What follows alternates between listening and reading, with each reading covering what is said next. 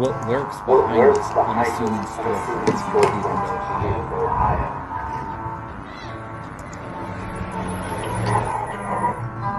It's the Buckland Museum of Witchcraft and Magic.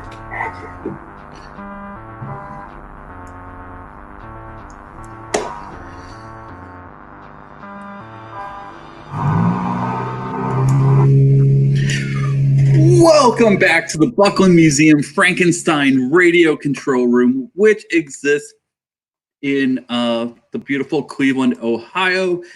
We are brought to you here today by the Cleveland Pagan Pride, and we're still trying to figure out what's going on. How do I put it? Things are a bit complicated these days. But very important thing here. I've been speaking with some of the leaders in the last week, and keep your eyes peeled. Also, we are sponsored by Waxing Moon Candles. And what I'm really excited about is when we reopen next week, we'll have a lot of stock of her signature third eye kitty cats. So that's pretty exciting. Yeah, I guess we're going to be reopening next Tuesday. You can buy tickets online at bucklandmuseum.org. It's going to be casual for a while. We can only have 6 guests in at a time. It's scheduled tours, and the thing is, it's going to be like that for a while. Seriously, everyone, I know some of you don't like to wear a mask, and we'll get through this together. So I am so excited to speak with our guest, Judika Illes. And one thing about Judika is I have a couple of her books that I am always referencing here. Let's see. We have the Encyclopedia of Witchcraft, which is an incredible resource. If you like witchcraft, you'd like this book. And also the Encyclopedia of 5,000 Spells. You need a spell, there's one for it in there. It's like the Apple store of magic. It's really incredible. So I suggest that you pick it up. I know that they're always running deals like on like Kindle, whatever. You could get one for $1.99. So, I mean, if you want to, do it. All right, Judika, welcome to the Buckland Museum of Witchcraft and Magic. How's it going? Oh, I wish I was there in person. I know, we've been talking about it for, it seems like a year and a half, about having you come here and hang out with us. Yeah, and, well, we probably should have done it. Yeah, right? That's the thing about that I'm finding about quarantine is like, you want to do something, get those gears in motion, right? I don't think we'll be, once we get through this a little more, I don't think we'll be doing as much procrastinating as we did before. I hope not. I was listening to a interview with maybe somebody from Italy, maybe a prime minister or maybe a health director. Yeah. And they're like, have things changed? And he's like, not really. I think so. I think so. I mean, this is such a traumatic event. I think if it hasn't changed, what are you missing? Well, one thing that I've been thinking about quite a bit is, I've had 2 months off. I've been busy. I've been doing things, but, I didn't go learn 6 new languages. I didn't go tile that floor. I did this. I spent a lot of time like staring out the window, being like, I remember when like the world was this beautiful, active place.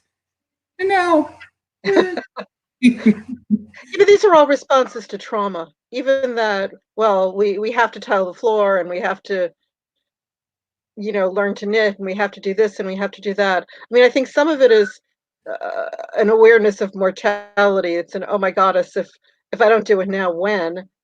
And some of it is just, we don't want to stop and really see what's going on. Yeah. But I work from home anyway. Yeah, see, I mean, my life really, as long as I am inside,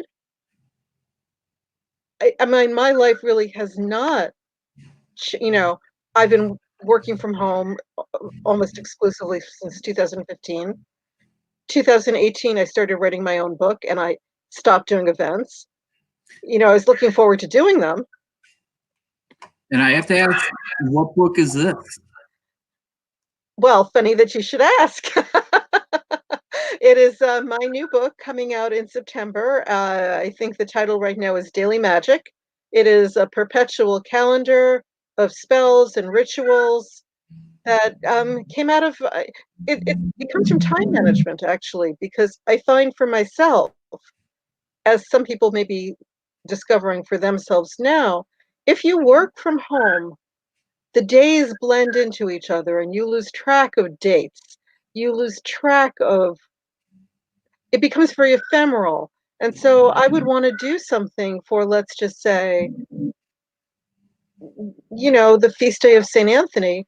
And I knew what I wanted to do. I had the supplies, I had the plans, but then I looked at the calendar and it was 3 days. I missed it. And I didn't mean to miss it. I just missed it.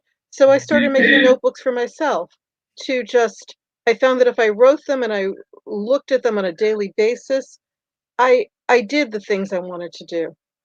And so that book comes out of that. That's I you know I sound like a monster. I work from home. Well, Me I too. work from home and I work here in the museum. Maybe I could. I don't know. I'm looking for a book. Maybe it could help me give some structure to some of my magical life's kind of things. So we're having some comments here, which I always think is exciting. Let's see. Tony Rotunda, who is my partner in the museum. She's an initiate of Ray, and she actually owns the collection. She's saying, "Hi, Hello. Judith. Hi. You guys had a chance to hang out a little bit at Anthea PantheaCon. Con. Yeah. Let's see. Karen Sullivan is saying, I've been so looking forward to this. Oh, Karen, hi. It's really nice when I see all the names I recognize. We've been looking forward to this too. Thank you. Let's see. Rick saying, hi, y'all. Sistress, hey, been waiting for the shout outs to Cute Witch 772. That's right. And here she was saying, just kidding, I'm here now. LOL. Cute Witch a couple minutes ago. That's Cara. Hi. Every other Saturday, you can find her hanging out here in the shop, giving tours. What's great about Cara is she truly understands what we're doing here at the museum, and I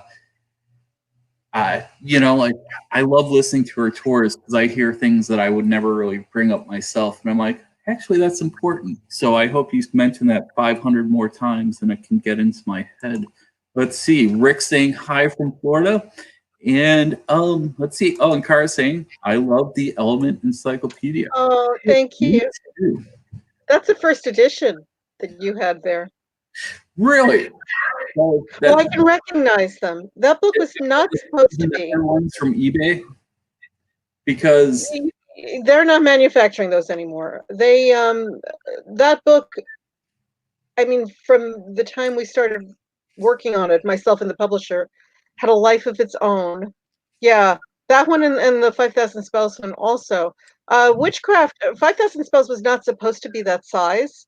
It was supposed to be 450 pages, which I think is the size that Daily Magic will be approximately. And it just grew, took on a life of its own. And that book that you have, um, does it have, if you take off the dust jacket, is the cover green? What color is it? White? Yeah, that's this that's one, the original. Those weigh more than 5 pounds. It came out for a week, and then Amazon.com stopped doing free shipping, and so it took a little while to they were playing with the cover to make it shippable, so it wouldn't be that expensive. So this is, I don't know if you can see this. You see? yeah, That's the most recent cover. That's the U.S. edition, because the one you have is the international. So because this one you can now ship. It's even though it's still a hardcover and the pagination is the same, the cover is so much lighter. Yeah, this is a real gold buster. I love that one. I So love that one. If anyone has it, don't lend that one. no, this I keep this pretty much. I keep it behind the counter. You know, Yeah. it's so there is something I want to ask you about, which is this right here: Four Thieves. Four Not Thieves. spell specifically, but what can you tell us about the Four Thieves? The legend of the Four Thieves. I mean, this is really pandemic magic. The legend of the Four Thieves was that there, and it's very vague, but that there was an epidemic either in the south of France, around Nice or Marseille, or in Italy. And it was very much like now. People were on lockdown, people were in quarantine, people were dying alone, and their bodies were being left. And it was horrible. And to make matters worse, authorities soon realized that there was a band of thieves that were breaking into these quarantine homes and homes where people died and stealing stuff. And they people thought, haha, they'll do this for a week and then they're going to get sick and they'll die and this will stop. But they didn't get sick and they didn't die and they kept going and eventually they were caught and it was a band of four thieves. And people were going, string them up and kill them. But the authorities decided that they would trade a sentence for their trick on how do you stay healthy and well in the pandemic? And the legend says that they had this formula, and and not only did they drink it, it's made to be consumed. It's a health potion, but also they soaked their masks in it and wore it around their faces. So I don't know how irritating that will be or not. I do drink it. I have not soaked my mask yet, but you know, we'll see what happens. And it's made of vinegar. Um, it's it's in um, it's in that book. It's in 5,000 Spells. There'll be a version in the new book also. And I posted it on my Facebook page. And the nice thing about posting it online is that you can go into detail. There's no, you don't have to worry about how big the page is and the word count. But basically, it's a bottle of vinegar. I use red wine. You can use apple cider. Don't use the cheap stuff, the white vinegar that you use for cleaning, because it will you can't drink that. It is a step up from bleach, but it's not good for you. Um, you put it on a pot, stick a lot of garlic in there, and garlic is antibacterial and antiviral. There's actually sort of there is a scientific basis for this. Put a lot of garlic in there, depending. Yes. Long garlic. I just want to interrupt for a second and say, Jillian, are you listening right now? Because I'm obsessed with garlic so much that I don't think that there's been a vampire in my neighborhood for like the last 2 years. But, just saying. There's a Les Blanc movie called "Garlic is as Good as 10 Mothers." There And is. yeah. And I agree. So put as much, you have to drink it. So you have to tailor it for yourself. So garlic, peel it, crush it a little bit, stick it in there, let it come to a simmer. And then I use it at this point. Once it starts simmering, I use it as a house cleansing thing. Because the steam is coming off of it. So I steam my kids, I've steamed the dog, I steam the corners. No, don't drink the Clorox, please. No, absolutely not. To me, frankly, Clorox is the best. I mean, I can't even be in a room with it, so don't drink it, let alone. Um, and then what you want to do is you add four ingredients because each thief allegedly brought an ingredient, and you want them to look sort of sharp and pointy. So um, I like rosemary spears because they're spears. You can use thyme, tarragon, the little dragon. You can use basically any kind of an herb that you like. I like cayenne peppers, the ones that look like little hooks, and then you add it to the bottle, and you should let it rest for about a month. But I usually just start drinking it, and I do this in the fall anyway because I find it keeps things away. There are Four Thieves formulas that are sold in stores, and they are very good, but they are not health tonics because when this because spells evolve. And when this spell arrived in New Orleans, essentially this is a banishing spell. You are banishing the germs and the epidemic and the illness. And so they took it one step further to let's banish bad neighbors, let's banish demons, let's banish whatever it is. And often they're not they're concocted to be used externally, not internally. So it's really nice if you do it for yourself. It's an easy spell, easy to do, healthy. I'm looking forward to trying it out. Okay, so Jillian says, I'm listening. So much garlic. Definitely no at least anywhere near Steven. Let's see here. So Sistress has a question, and it was actually on my little notepad here. How long did it take for you to cultivate the spells in the 5,000 book? Like how? I like, first of all your life, like you were always just like, yeah. Well, I mean, the short answer is yes. But I have to say that I like how you asked it, because I have been watching my Corona obsession is The Untamed. It's on I think Netflix, and okay. it's a show from China with subtitles, and the spiritual practitioners are known as cultivators, because they are cultivating that spiritual energy, and I really like it. But I, all my life is the short answer, but the more precise answer is I have an unpublished book that I began probably around 1986, 87, that is devoted to getting pregnant, because it was an issue for me at the time. And I have this, gigantic collection of fertility lore, everything but the clinic. Herbal stuff, magical stuff, spiritual stuff, pilgrimages, and for a wide variety of reasons, no one has ever wanted to publish it. Although it's been very fertile for me. It's been very lucky for me, and I may try to publish it again after this book comes out. But in the beginning, I was very focused, and I was researching endlessly, very obsessively. And I was only looking for things on my topic. But after a while, it really started to bother me, because I was ignoring things. I would find things that were really interesting, but off topic, or something I didn't need. So I would start to fill out note cards, because if you don't write it down, you'll never find it again, or you'll forget. And so I was just compiling. I had shoe boxes and shoe boxes. This is the internet. This is I did this from 1988 till my first book came out, which is about 2001. So after a while, I was just collecting everything that looked interesting, and I am a woman of many interests. So the publisher, 5,000 Spells was my third book. I had done 2 books previously, and the second book, this is, I don't know if you can see this, Magic When You Need It. Oh, here we go.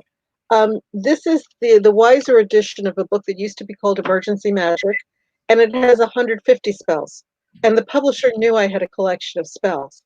And so he's, could we do a book with 1,000 spells? Could we do 5,000 books? I mean, could we do 10,000 spells? And I wasn't really paying attention, because I wanted to publish my fertility book. So I kept going, yeah, but, but. But he hooked me. He hooked me. So we ended up doing that book. And it, that was an experience. So, all right. So one thing I'm really curious about is, how do you go out and acquire spells? Like, so everybody out there that's listening, I know that you don't want to give away all your secrets, but like, No. I mean, so they come from different sources. Well, I mean, I'll tell you. I don't know if I recommend it. I mean, the primary way is I talk to strangers, and I've talked to strangers way before the internet. I talk to strangers. So I mean, some of the spells, there's some spells in there that are my own. That I created, because everybody can create a spell. People are sometimes very offended by that, but spells are, created by people. That's what we do. Yeah. and some of them are they're not taken Um, directly. There's nothing that was taken directly from a book word for word. But what I did do is I read a lot of books that were written by missionaries. My trip to you know, right. deepest wherever. And and a lot of them would have the missionary writing about what some shaman had told him. And they were all very negative. They saw this as ungodly or they saw this as sinful. But I identified with the shaman or I identified with the magical practitioner who probably realized that you know, this very negative idiot is their only chance to preserve something. And so I try to, I mean, it's filtered through me because I try to, So true, isn't it? I tried to see what the person was trying to tell them without the filters of them, without the Christian filters, the missionary filters, without all of that. And then I tried to put in, and I make no promises that I got it right, but I got something. I tried to learn from them. So some of it is from that, and some of it is just from talking to people. When I wrote Encyclopedia of Mystic Saints and Sages, I every time I got into a taxi, I asked the cab driver who was protecting the cab. And, they were pulling stuff out of their glove compartments, under the passenger seat. My grandma gave me this, back in Zaire. New York City cab drivers come from everywhere in the world. And I got into some really interesting conversations with people. And people, when they realize you're respectful and they realize that you genuinely are interested, that they're happy to speak. So I carry a pocket knife with me, and it's very much a totem. It is a knee-high pocket knife, and it has a lot to do with my previous employer, but I find myself completely not protected if I don't have it. And it's Yeah. not like a 2-inch blade can give you much protection, but it's like if I walk out of the house without it in my pocket, also a high en route, I feel like I'm just like, I don't know what's going to happen. So I imagine that if you're driving around the New York City area as a cab driver, you It's a probably want dangerous job. to out as you I mean, if possibly you think about it, it's a very dangerous job. no. You don't know who's getting in your cab. You talk to strangers all day, or Yeah. you drive them around. If you don't want to, wherever they want you to go. It's very stressful. So we have so Greg Hatch, who's one of our friends who sometimes works here with us. He says, "Love your books and work." He's Oh, actually a thank you. librarian, so librarians are pretty awesome, right? And let's see, Yeah, let's, librarians are the best. where would we be without our librarian friends? Um, Yeah. let's see here. Pamela Coggins says, "Hello, Judika." Hi, Pamela. See, Julie Payne says, "Hi," from Julie Bell Payne. Hi, Julie. Oh, hi. A friend of the shop, Sibel Addis says, "Love that book. I actually have all your Thank books." you. Thank Hi, you. Sibel. How you doing? Let's see. Melissa Anderson says, "Good to see you, Stephen. Gonna have to give you your own radio show. Great interview." Uh, I'm doing this until we're fully reopened, and then I can get back to I have to tell you something though. You at the beginning of the show, you commented that the museum is reopening, but you're only doing small groups. I think yeah. people should really take that as an opportunity. I was really lucky. I went to the Museum of Witchcraft in Boscastle, and they opened up. The woman who owned the Covenstead, the late Adele Clough, made some phone calls and got us in. And I went with a group of 6 people, and it was the most amazing experience. So people should take advantage of it now before it's, all packed and you can't move. Yeah, I am going to say that if you've come here before and it's been a busy Saturday afternoon when there's been like 20 people in the museum, you didn't quite get to grok what we want you to grok. So come back Right, down, hang out, be right. chill, really go into detail on the pieces. Um, that's the trouble is, you try to make it as great of an experience for every single person that walks in. And Yeah, sometimes there's maybe two people come in all afternoon, so I get a chance to point out every single piece and why it's significant and why we love it so much.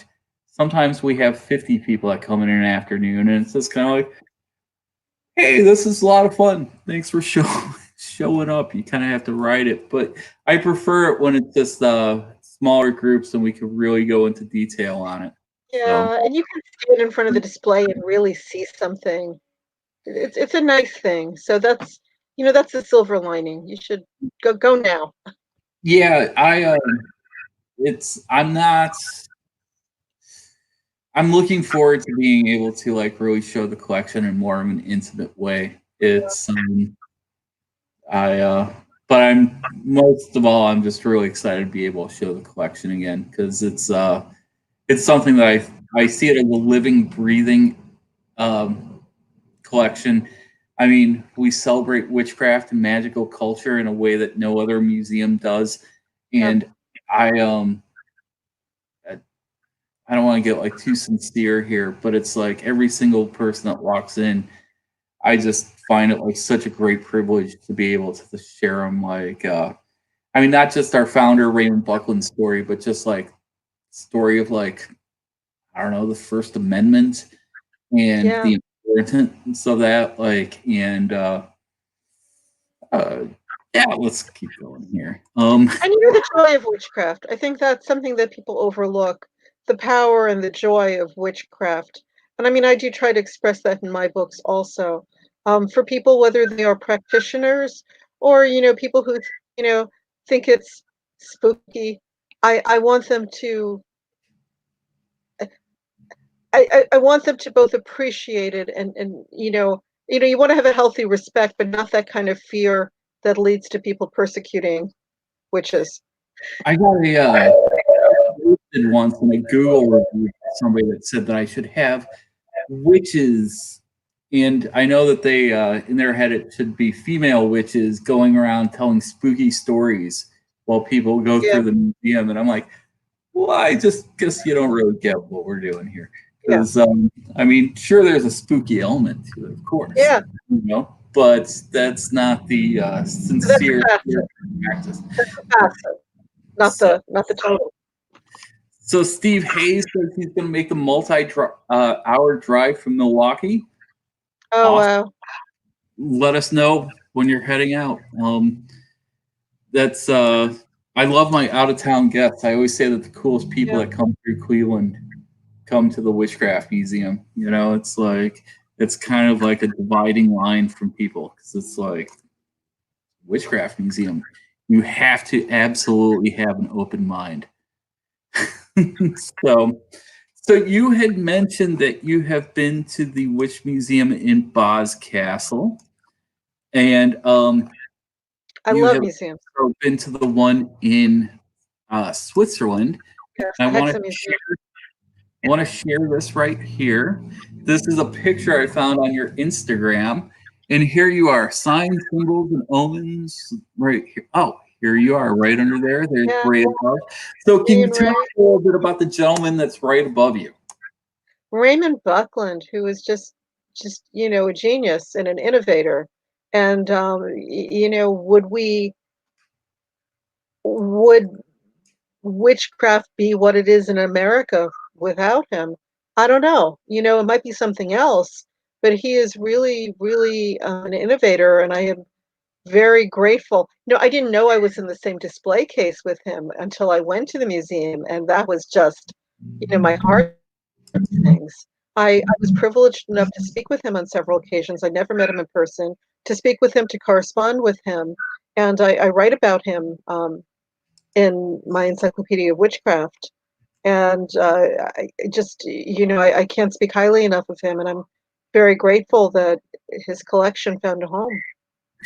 So, did you, the first time that you ever experienced Raymond Buckland, did you walk into a store and you saw the big blue book and you said, "What's this?" Or perhaps No, it was no, a no, guide. that was not my experience. No, that really was not my experience. I know it is the experience for so many people, but that was not my personal experience. I actually encountered him more when I was researching the history of witchcraft. And the thing with Raymond Buckland is he was very, very multifaceted. And among the things that really interested me personally was his Romani work, all his divination books and the Yeah, gypsy magic. And that really spoke to me. Also, his work on spiritualism that I don't know that a lot of, he wasn't somebody that let himself be placed in a box, and I really no, appreciate that. He was, a man of immense intelligence who just, went where his interest went. I am a person that's been around very intelligent people all my life, and I gotta say that Ray may be the smartest one. And Yeah, but what he was a bodhisattva, and he could come down and hang out with me for a little yeah, while, and I yeah. always really appreciated that. He his one of his best friends towards the end was a gentleman named Bill Martino, who was a librarian, and Bill was like, it's weird. I hung out with Ray like once a week for like 10 years. And he brought up that witchcraft stuff a handful of times, and very multifaceted. Because honestly, if I brought Wicca to America, I'd probably talk about it every day to everyone I talk to. So Yeah, but I he think he was always moving forward. I think he was exactly, always, he wasn't resting on his laurels. He wasn't, oh, I yeah, did this. Look how great I am. He was always interested in something else, always learning something else. And it's really something to aspire to. it's I He wrote fiction, completely agree, you know, and it yeah, he did. and Um, very well. It's really interesting and really fun. he wrote some really good page turners, and Yeah. it's really fun because in the collection we have these really fun letters between him and Clive Cussler, and like Clive's just like, what's this witchcraft stuff all about? It's wild. Yeah. But they spend most of their time talking about the nuances of World War II bomber planes. Like, Well, so it's man of incredible intelligence and also like varied interest, which I think is very cool. So Sisters here says it's on my vacation bucket yeah, list of Museum of Witchcraft and Rock and Roll Hall of me Fame. too. Me too. Of course, the beauty of having the Rock Hall here in Cleveland and having the Witch Museum is I mean, what would rock and roll have been without witchcraft, without the occult? I mean, come on. I mean, Robert Johnson burying his guitar at the crossroads. That's really what sets it all off right there. So I I always like it when our visitors to Cleveland from the Rock Hall find their way here because they're always cool people. So cool. Looking forward And it's to a transmission of magic through music. That's I've always sort of regretted the things that are hard to put on paper. On 5,000 spells is, the spells you do through music and the spells you do through art, because it's hard to write that. You really always have to demonstrate that. But I mean rock and roll is like a pulse. It's my that's friend that power. rock and roll or music makes us temporarily shamanic, and I think that's so true. It's Yeah. like the vibration that you catch is like Although, and I don't know the science, but I was told that radio waves never go away. They just continue sort of out in space. And that just makes me so happy to think about all this stuff. Even if you can't hear it, y- y- you know, it's still out there transmitting. yeah, all the trans-Plutonian entities out there digging everything that we send out. Uh-huh. Yeah, I love that so much. So tell Yeah. me about your day job. What did you do today? What did I do today? Well, I was planning for you. I work. My day job is Okay, Ken. I work for Wiser Books. I'm an editor, so I am really lucky because I'm blessed because I get to write my own books, but I get to midwife other people's books into existence also, and so that's something that's I just if you had told me 30 years ago that this is what I'd be doing, I would be so happy. I'd be very I'd be delighted to know that this is how I ended up. I think about that a lot. I'm like, if I could go back in time, in a couple days, it's going to be like 30 years and tell my 18-year-old self that, you know what, don't worry about it. One day you're Yeah, going to operate a witchcraft museum for a living. Everything would have yeah. been The easier. Buckland Museum. I mean, how cool is that? It's definitely my life's work. This is what I always wanted to do, and here we are. So, Well, that's what I mean. I can tell you that I had some, there were some sort of hopeless days or very depressing days, and you think, oh my God, are these the good old days? Is it all downhill from there? But I was a late bloomer, and it just gets better. It that's can. as a fellow late bloomer, I love to hear that. It's like one day you're like, oh, okay, this is where it's all been going. Okay, fantastic. I remember I couldn't get anything published. Couldn't get anything published. And I couldn't go into bookstores because all I do is see books that, like, how do these books get published if I can't get my books published? And it's All so right. depressing. It's so depressing. And and then years later, I went into a bookstore and there were my books on the shelf. So you have to kind of hold out that hope and not give up. I I think those are like pretty wise words that you have there, Judika. So Well, that's also the thing with spell casting. The missing ingredient is persistence. You have to really want it, and you have yeah, to be persistent. and sometimes I know from experience, you'll do a spell and I'll sit there and I'll germinate, and you'll think, wow, that didn't work. But little Yeah, do you know that back here, there's all these things working in the background, building things up, making you ready for what's going to happen. And you know, I think I'll talk to people and they'll tell me about the spell that they did, and then they'll be like, "Well, that didn't work." I'm like, "Well, I don't know. You may want to hold on a little bit because you don't know what's yeah. going to happen in the future." So, But I, it's not just with spell casting. I mean, I think this coronavirus. There were things in my life that a few years ago that I was, depressed about. yeah, Even, I was social isolating before the people were social isolating, and people would get mad at me. Friends would be mad. Why aren't you having lunch with us? Or I'd see other people doing events, and why am I not at that event? And there were decisions I made years ago that I thought were not good decisions, and 2020 they turned out to be pretty good decisions. yeah. I uh, I understand that one on multiple levels. I think Yeah, that I mean, the other day I woke up with a real woe is me attitude where I'm like, why is everything gonna suck like this for me right now? And then, I gave myself a pretty quick reality check and realized that, eh, I don't know, ventilator. yeah, Um, uh, Everyone I know, like really close, are very safe. A few yeah. people a little bit further out are in some pretty bad situations, and I mean, gotta open your heart for everyone like that, right? It's Yeah. So hopefully this is like a big teaching lesson for all of us. Teach us about generosity, caring, and love.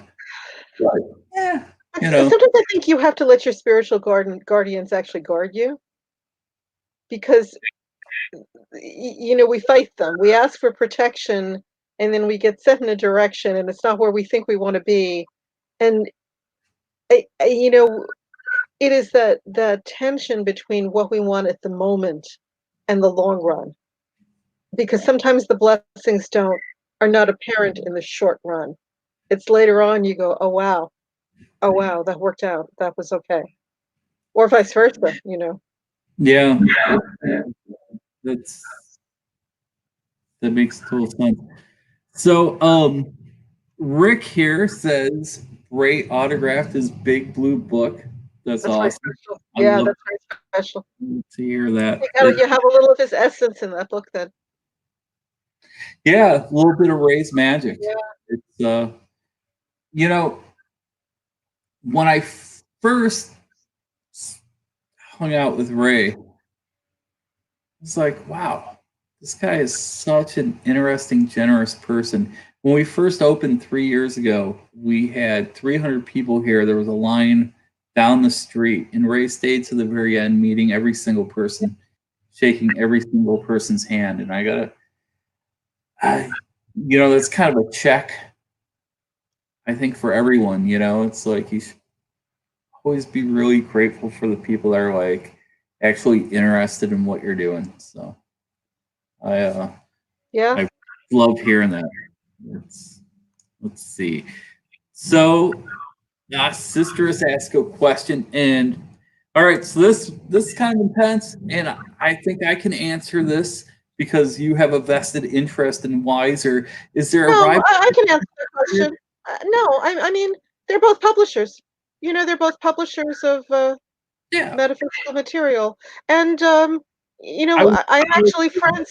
two groups, and you guys seem like you're like, yeah, this is the way it is. There needs to be a coexistence between all of us, right? I mean, there's also inner traditions. Schiffer puts out these great tarot decks. We should Yeah, have more publishing houses, not less. that's Um, kind of what I'm thinking too, because it's I'm friends with some of the editors at Llewellyn. I mean, for I years. know we're hanging I mean, out. we were friends before. I mean, at least I was an editor. Yeah. Um, I, you know, I think we all published some great books, and maybe it's all very personal taste. You could probably go through books and say, "Well, I love that one," and "Oh, I don't know why they published that one," but that's true of any publishing house. Now Ray did a book. Of course, his most famous book is on Llewellyn, but he did a He did wise books with Weiser too. He did. Isn't the paranormal. the paranormal one? He did the Field Guide to Ghosts. I Yeah. did. Weiser had a series. I don't know if you can see this. This is the Weiser Field Guide to Witches. And I Yes. also wrote the Field Guide to the Paranormal under an alias, but Raymond did the first book in the series, which is the Wiser Field Guide to Ghosts.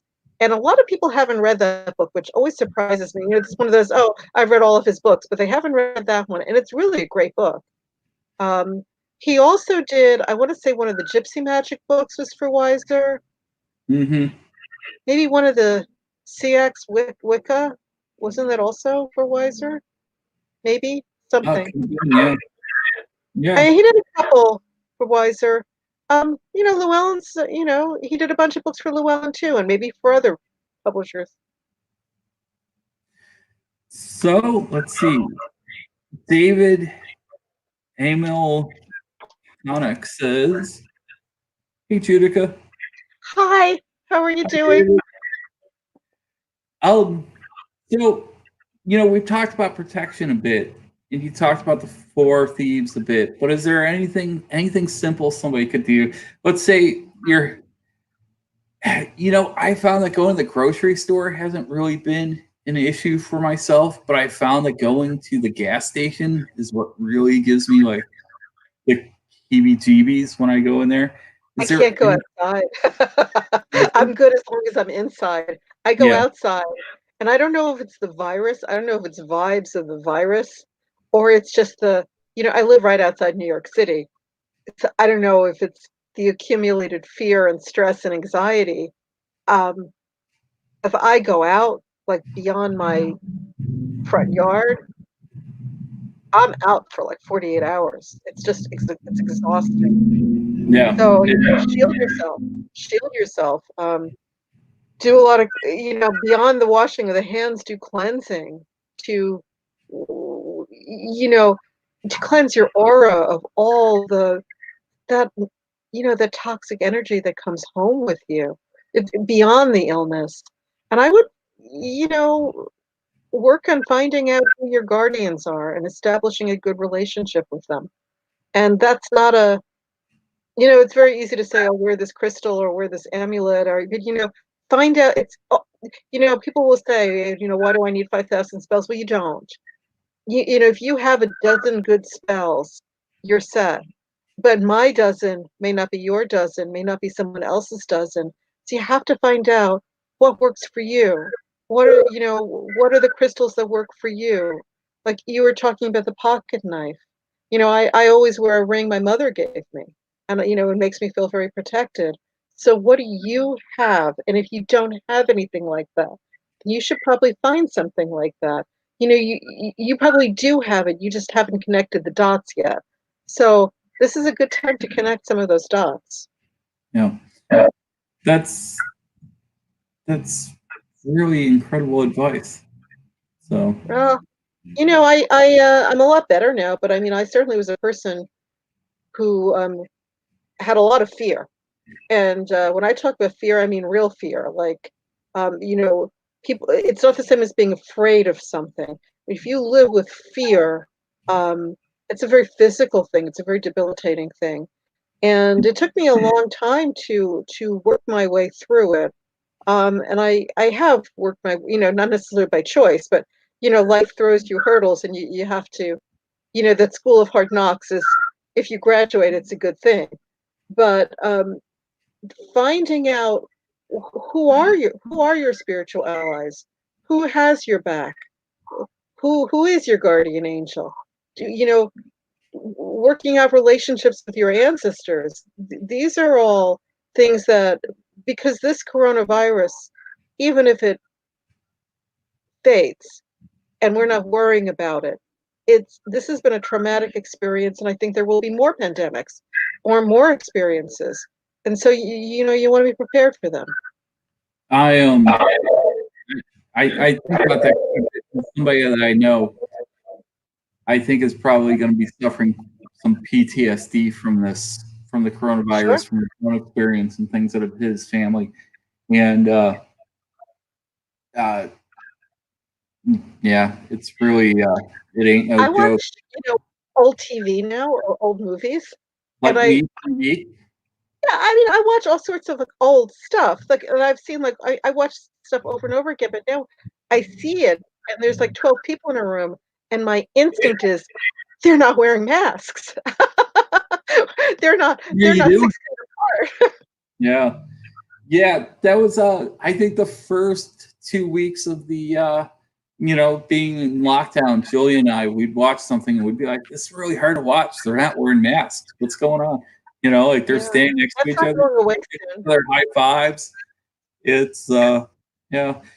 One of our dear friends, a guy named Matt, he's refused high fives for 12 years, and we're like, "You've been in training for this. It's Yeah, fantastic."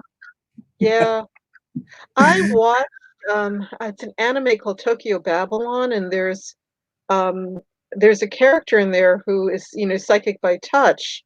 And so she wears gloves all the time unless she wants to, unless she actually wants to touch something. And I'm thinking, wow, I may just start wearing gloves all the time too, because Yeah, I don't know. This is just traumatic to on a very transformational level. yeah, yeah. So, well, so what have you been doing to keep your mind off of things? Anything? I work, I work a lot. And Yeah, I don't really try to take my mind off things, because we are living in an extraordinary time. There are very, very few things that are really unprecedented. You see that in advertising all the time, unprecedented, but it's not true. But the entire world was given a timeout. We were yeah, all sent to our rooms, literally. That's unprecedented. So yeah, I actually try to think about it. I try to think about it. I think there's not enough thinking about this this time in history, this coronavirus, which it's personified. Corona, it's a name. Um, Thinking about it from a magical perspective or a spiritual perspective, as opposed to just an economic, beyond the health, because clearly that's foremost. But the spiritual impact, the magical impact, that's something. So I just had a really heavy thought. Is the coronavirus the crown and conquering child? The one that I think Crowley about coming in because Corona Maybe. means correct. Crown. In all hot and heavy causes Yeah, mad. maybe. It's ever growing like a Yeah. child would be. It's And the mutations, the way it's yeah. changing as it passes through people. It's I don't know what it is, but it's something. So, sister says the silver lining about the coronavirus is that everyone on the planet has to deal with this. There's almost no othering about what we're going through, Yeah, that's right. and yeah, that's Absolutely. even if you think it's no big deal, it's still affecting your life, right? No, and we'll So, continue to do so for a while. You know, you see this in the book business because look, all these stores are closed yeah, or reconfiguring how they're going to sell books. You know, Wiser Books, as other publishers, we're creating wonderful books. There are these gorgeous books we are putting out right now, and how do- how will you find them? yeah. You know, how will you purchase them? How will you find them? I mean, there's always Amazon. Yeah, no, absolutely. You know, and I mean, I think any place you get a book is a good place to get it. You Yeah, know, I'm not, you know, I'm I not just criticizing anybody here. We're all doing the best we can. I do have a sign in the museum though, and it says, "Don't photograph books. I know you could probably find it cheaper on Amazon, but I don't really Yeah, want to hear it." But that's my I've had start people do that. through. There used to be a great store in New York, an herb store, Aphrodisia. Do you remember? I It was do. on like Christopher Street or Bleecker Street. And when I first started going there, she had a little bookshop with all these great herb books. But people would come in, read them, photograph them, and tell her tell the proprietor, Joanne, to her face that they'd be buying them on Amazon. And eventually she, you know, stopped carrying them. So there's one thing I really want to ask you about. We're it's getting a little near 5 o'clock, but I have a question for you. Can you give us any kind of like memories of your first few times going to the Magical Child? Because I guarantee that Oh, you went there, right? yeah. Oh, the magical People are listening child. in that don't know what the Magical Child is. Maybe you could give them Herman a brief Slater's intro. store. It started in Brooklyn, I believe was it the Warlock shop? But We're on I was 300 not Henry there. Street. Yeah, no, I was there when it was in Manhattan. You know, if you grew up in New York City in the 70s, the magical stores, you know, the Magical Child, the Samuel Weiser bookshop, which, you know, is what the publishing house is an outgrowth of, and Enchantments in the East Village. Those were the three big stores. I remember going into the Magical Child, and it was just a place of power.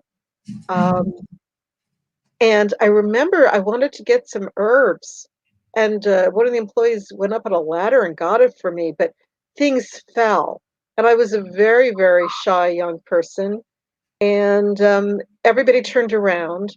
And, you know, my instinct was to be very self conscious, but everybody just wanted to see what fell for the magical aspect of it. And that made such a great impression on me. And it was just really, I think, a safe haven. And I know people sometimes say terrible things about Herman, but he was very kind to me. And I know from other people also, he was extremely supportive and kind and very pleasant. And I was always happy to go in there. And that's really, it taught me what a witch shop should be. We should be here supporting each other. We are a small community, and we are a very diverse community, and we should support each other. Historically, we have been a community that's been persecuted and discriminated against. And so rather than going on Facebook and saying terrible things because somebody doesn't practice the way you do, or you know, you're looking to find something that somebody, yeah, you know, we should be supportive of each other, not, you know, there are plenty of other people out there to give us a hard time. Yeah, by the time I'd gotten married, Magical Child was the early '90s. I don't think Herman was there, but I didn't really know anything about the people there Yeah.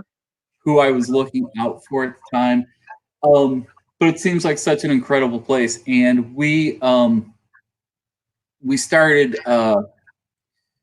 Um, let's see, just a couple days ago, I pulled out this bookmark from the Yeah, I Magical saw. Yeah, Crowley book, and it was just really fun to see like all the people talk about like their time there and just how inspirational it was for them. There is a article online that one time I asked Ray about it. I was like, "Hey, what are your thoughts about this?" And it was kind of even-handed, kind of not, and it was about the magical child. And Ray's response was just like, the people that they're describing are not the people that I knew. And yeah, me too. I thought that was Yeah. pretty interesting. I definitely people I would have loved to have met. Did you ever get a chance to meet Margot Adler? No, I did not get a chance to meet Margot Adler. But I will tell you that one of the, sometimes I pinch myself because, we are, I am still the person I was in the 60s, the 70s, the 80s, the 90s.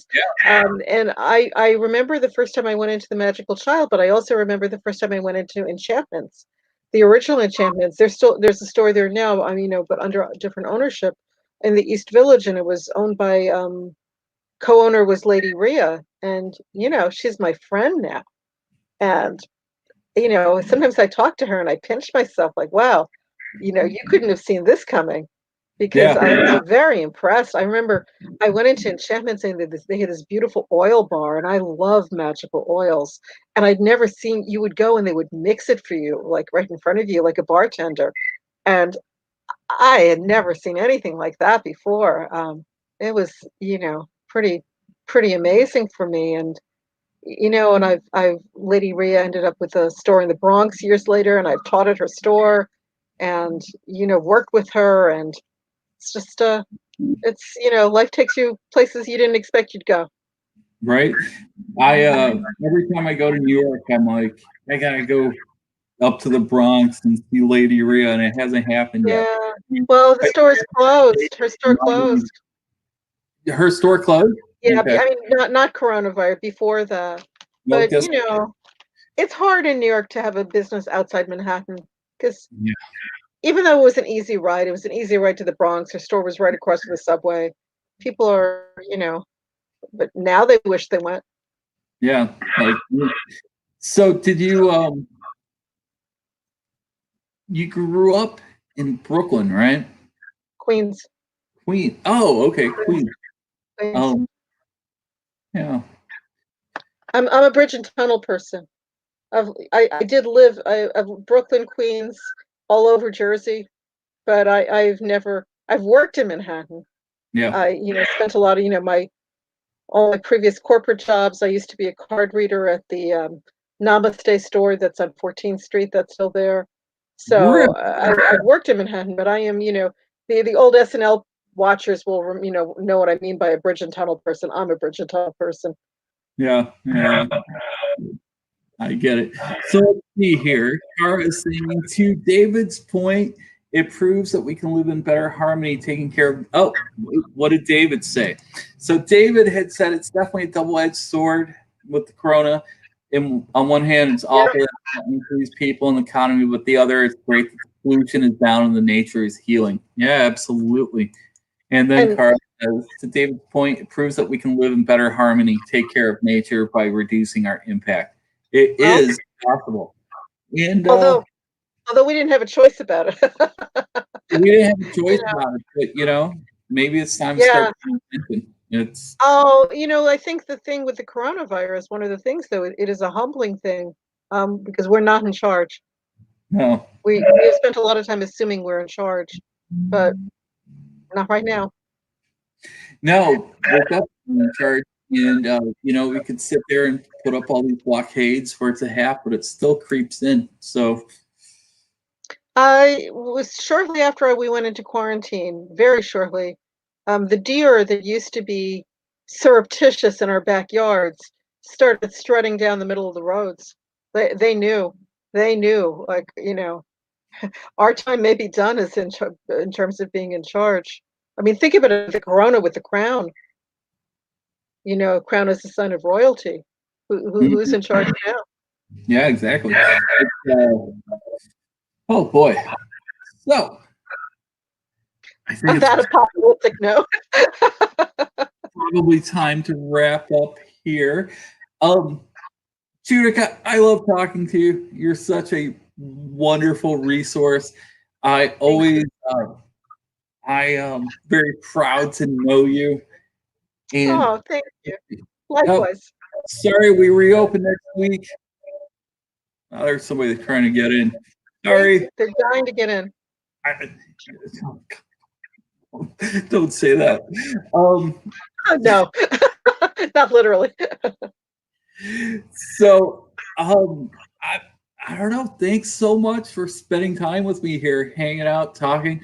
Um, we, uh, I hope that you can come out and hang out with us soon and in the Yeah, flesh in real life because I so enjoy like just hanging out. Greg we'll is see saying, where we are in 2021. yeah, because I think 2020 is shot. Greg says, thank you so much for this conversation. Oh, Greg, thank thank you you. for being you. It's I gotta say that the one thing I love about operating the museum and the shop is my guests are just the best. And Greg is one of the ones that every time he comes in, I'm just like, oh boy, it's gonna be awesome for the next 20 minutes or so. So thank you, Greg. And I don't know, any last where can people find you? It's Uh, Social media. I will probably be coming out of my writing closet a little bit more as the summer ends because I still have to do more edits on the book. But I'm on, Facebook, Instagram, Twitter. I need to revise my website because that needs to be like shut down and rebuilt. But I'm there. all right. Well, sounds good. Yeah, so Judith, I find her on Twitter, I find her on Instagram. I think there's a Facebook page as well. So if Yeah, you're interested in finding out more, find those. And same here with the Buckland Museum. I've been tweeting more since the coronavirus has happened, but it's mostly just like, hey, we're gonna go live. Our Instagram is always active, so please find us on there. It's a visual place. We'd love to show the imagery of it. Our Facebook is pretty much the best place to find out about what's coming up. And of course, our website, bucklandmuseum.org. I had mentioned before Cleveland Pagan Pride, and here's actually the graphic I made from it. August 21st, 22nd, 23rd of 2020. So, hey, guess what? Maybe it's going to happen this year. Maybe it's not. It's not in our hands. It's definitely in the goddesses. So let's keep that in mind. Um, I think I probably mentioned before that you can buy tickets at bucklandmuseum.org or come take a tour. And Judika says right now is the time to do that because guess what? It's not super busy, so you can come in and really experience it. And I got to agree. Let's see. We have a new show opening next week. It's artwork by Maja Daoust, who's this incredible illustrator, visionary painter, oracle out of California. That's going to be opening on Tuesday. It was actually supposed to close on May 2nd, but guess what? The coronavirus had different ideas for us. So that's in our rotating exhibit space. I have just put up a few things. One thing is pretty intense. You know what? I'm not even going to talk about it publicly. I think it's something that you have to come in and see for yourself, and we could talk about it. Let's see here. We got 3 comments here. Oh, Cara says, "Hi, Greg. Hi, Jillian. Thank you, Judika." thank you. Elisa says, "Hi, Judika," Ah, and Jillian is very pragmatic and she says, please mention you need to reserve a time to shop too. That's true. Jillian, let's talk about this later. I was kind of thinking that maybe I could open at 11 and then stay an hour at the other end, and that could be just general shopping hours, but let's talk about that offline. Sandy Delman says, I have enjoyed this conversation a lot. Thank you. thank No, you. thank you, because guess what? It's awesome. I love speaking with Judika.